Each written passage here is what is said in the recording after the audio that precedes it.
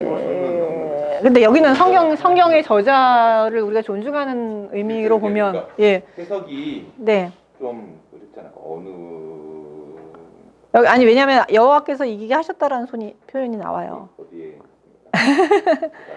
32절. 예. 11장 32절에 이에 입다가 암몬 자손에게 이르러 그들과 싸우니 여호와께서 그들을 그의 손에 넘겨 주시매 라는 거. 그러니까 이게 두 가지예요. 그러니까 하나님은 그러니까 이렇게 이스라엘 입다를 통해서 이스라엘을 구원하셨어요. 그래서 이스라엘 하나님의 백성을 구원하셨어요. 구원하시면서 이스라엘을 기쁘게 하셨는데 여기서 입다는 도구로는 사용됐는데 기쁨에서 빠지게 됐어요. 자기의 죄 때문에. 그러니까 기쁨의 여호와의 기쁨, 여호와의 구원에 온전히 동참하지 못하고 자기는 여기서 제외가 되는 거죠. 그러니까 자기의 딸의 죽음 때문에.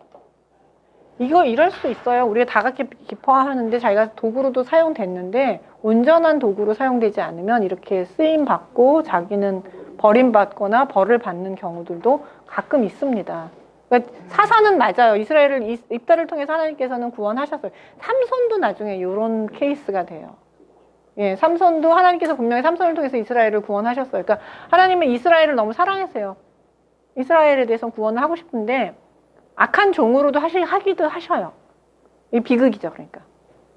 하나님과 내가 마음을 맞춰서 같이 가면 하나님의 승리가 나의 승리고 나의 기쁨이고 그렇게 되는데 하나님과 마음을 맞추지 않으면 하나님의 승리와 하나님의 백성의 기쁨이 꼭 나의 기쁨이 되지 않을 수도 있는 이런 비극적인 상황이 벌어지는데 입다가 지금 딱 그 상황이에요. 그러니까 우리가 사역을 할 때 내가 하나님의 도구로 잘 사용되고 끝까지 잘 사용돼서 다 같이 같은 기쁨을 누리는 자가 될 건지 기껏 쓰임 받아서 사람들 다 구원시켜 놓고 나만 구원해서 싹 빠지는 그런 비극적인 상황으로 처할 건지는 있죠. 그거 되게 무서운 일이죠. 그게 제일 두려운 일이죠, 사실은. 다 갔는데 나만 못 가면 어떡해요. 그러니까 그런 경우가 지금 입다의 케이스가. 그러니까 다 기쁨을 누리는데 입다만 어때요? 비극이죠. 입다 집안만 비극인 거예요. 이게 하나님께서 입다에게 내리신 벌이에요. 하나님을 함부로 이용하려고 했던 비극. 네. 이 얘기는 처음 권력력에 숨어 있다라고 하는 것은 네. 네네. 왜 번복을 못했을까? 그러니까 둘 중에 하나 선택해야 되는 거잖아요. 딸을 희생시키든지 내가 잘못했다고 얘기하든지. 자기를 희생해야지. 왜 딸을 희생? 자기 희생하는 것도 아니지. 자기의 실수를 인정하는 거니까 체면이나 뭐 하여튼 권위를 희생하는 거지. 자기 자체를 희생하는 건 아닌데. 근데 어거지로 어떻게 하면 뭐냐 그러면 안 죽였다. 그냥 산에서 내가 아니에요. 백성이 반대했으면 살 수 있지 않았을까요? 사울하고 얘기했을 때 유나단을 살렸던 그거 보면서 저는 그 백성들이 너무 착하고 좋았다고 생각해요. 예, 그렇죠. 그런 경우에 요나단은 업적이 있으니까 큰 공을 세웠잖아요. 그러니까 벌을 받지 않는 것이 맞다고 백성들 느끼겠지만 이 경우는 다른 그렇지는 않잖아요. 그리고 입다의 입지가 사울 입지하고 달라요. 그렇죠. 예. 사울은 왕으로서 확실한 권위가 있고. 네, 입다는 이제 막 입지를 다지는 입장인데 거기다가 서원을 딱 번복을 해버리면 백성들이 입다의 리더십에 대해서 반발을 할 수 있는 건수를 주잖아요. 리더십의 치명상이. 예, 치명성이 가해지는 거죠. 그러니까는 이제 그걸 번복을 안 한 거죠. 예, 안 한 거예요. 그러니까 예. 네, 못하고 안 한 거죠. 그러니까 그 딸이 결국은 두 달을 기한하고 보내며 여자친구들과 가서 산 위의 처녀로 죽음을 인하여 애곡하고 2달 만에 그의 아버지를 돌아온 자고 그는 자기가 서원한 대로 딸에게 행했다라는 얘기는 결국은 죽였다는 얘기, 죽여서 번제로 드렸다는 얘기예요. 여기 뭐 다른 이야기를 넣을 필요가 없어요. 왜냐하면 옛날에는 입다가 그래도 사사인데 어떻게 여호와께서 원하시지 않는 방식으로 인신제사를 드렸느냐 라는 그 생각에서 뭐 그냥 처녀로 산에서 살았다 뭐 이제 이런 얘기를 하는데 성경은 그렇게 입다에 대해서 그렇게 말하지 않아요. 그냥 그대로 행했다 해서 죽였다라고 얘기를 하고 있는 거죠. 그러니까는 그렇게 되니까 여기서 보면 40절에 이런 죽음에 대해서 뭐라고 얘기하냐면 이스라엘의 딸이 해마다 가서 길르앗 사람 입다의 딸을 위하여 나흘씩 애곡하였더라. 그러니까 입다의 이런 폭력적 상황, 입다의 딸의 어떤 그 죽음, 대해서 다른 사람들은 아버지조차도 버렸지만 그 같은 처지에 있는 여자들, 동료 애들이 그런 서로 연대를 해서 같이 슬퍼하고 애곡하면서 입다의 폭력성을 알리는 거죠. 계속 기억하는 거죠. 아버지의 희생당한 딸에 대해서 매해마다 기념을 하니까 입다의 그 폭력성은 해마다 기억이 되는 거죠. 그러니까 5.18이 전두환의 폭력성을 해마다 드러내니까 헛소리도 하고 뭐 자기도 희생자다 뭐 이딴 소리 나고 앉아 있는 것처럼 그래서 우리가 기억을 하고 연대를 하고 애도를 하는 것이 되게 중요한 부분이에요. 근데 그거를 제대로 못하게 하는 것 자체가 그러니까 어떻게 보면 그것도 잘못인 거죠. 그러니까 여기서 연약한 자들끼리 모여서 같이 기억하고 애도하고 하는 것. 근데 저는 요즘 그 작년에는 애도할 일이 참 많았죠. 그 강남역에서도 아이가 여자 대학생 죽고 그 다음에 얼마 있다 지하철 그 일하던 그 스크린 도어에 네. 끼어서 죽은 청년들. 라면만 얘기해놓게. 네. 그러니까 우리가 그 연약한 자들에 대해서 애도하는 방법은 기억을 하고 그게 왜 그렇게 폭력적으로 죽었는지에 대한 기억을 하고 다시는 그런 일이 안 일어나도록 그 기억을 한다는 얘기는 그 얘기잖아요. 그러니까 우리가 반복 그런 일은 더 이상 안 일어나기를 원하는 그런 마음에서 애도를 하는 것이죠. 그러니까 참 중요한 것 같아요. 이런 문제가 애도를 하는 것 자체가. 그래서 그다음에 이제 입다 이야기는 그 다음부터는 계속 이제 부정적으로 넘어가는데 입다가 내전을 일으킵니다. 결국 다 못 넘어갈 것 같은데, 예, 내전을 일으켜요. 이전에 에브라임 사람들이 이제 입다에게 와서 시비를 걸게 됩니다. 왜 시비를 거냐면, 너는 여태까지 왜 그 전쟁에서 에브라임이 나중에 참여를 불렀는데 안 와요. 사실 입다가 전쟁을 해서 불렀는데 이 에브라임이 전쟁에 참여하지 않습니다. 근데 그 지파 지형으로 봤을 때 에브라임이 상당히 숫자가 커요. 그리고 땅덩어리도 넓고 그 북쪽에서는 에브라임이 맹주고 남쪽에서는 유다가 맹주예요.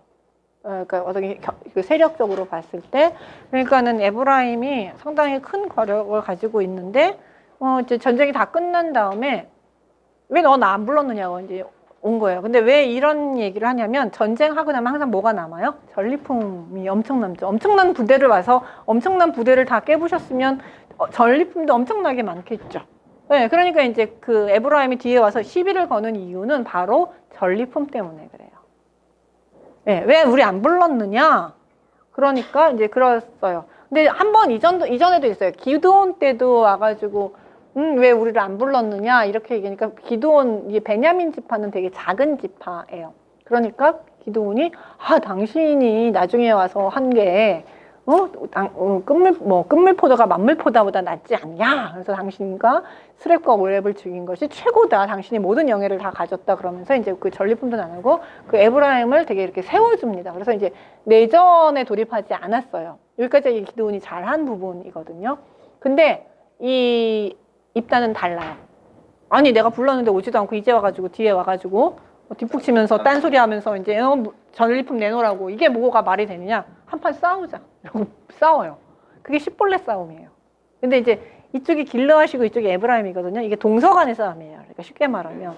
예, 그러니까 이쪽까지 넘어왔던 거예요. 동쪽으로 넘어왔다가 싸우니까 이 사람들이 이제 불리해지니까 이따가 이제 길을 쓰고 싸우니까 결국 불리해져서 이제 이쪽으로 넘어가야 되는 거예요. 다시 서쪽으로 넘어갈 때 또 다시 나타나는 게 요단 나루. 거길 딱 점령을 해버린 거죠. 에브라임이 입다가 거기를 딱 점령을 했어요. 그러면서 보내면서 십볼렛 해보라는 거죠. 그래서 십볼렛 하면은 되고 통과. 십볼렛 하면은 통과하지 않는 거예요. 이제 이렇게 해가지고 이제 그거로 가지고 발음 차이를 가지고 이제 그 이야기를 에브라임 사람을 걸러내서 다 죽이고는 동족에서 내전이 벌어지는 처음 사건이에요. 그러니까 이스라엘 상황들이 지금 점점 안 좋아지죠. 자기네들끼리 막 싸우고 있고, 지도자라는 사람은 자기의 권력을 위해서 딸도 희생시키고 있고, 내전도 시작하고 있고 해서 이스라엘이 이제 이런 악한 지도자를 만나면 이제 어떤 구원을 이루어지기는 하지만 한편으로는 이 상황 자체가 점점 안 좋아지는 것들을 우리가 볼 수 있죠.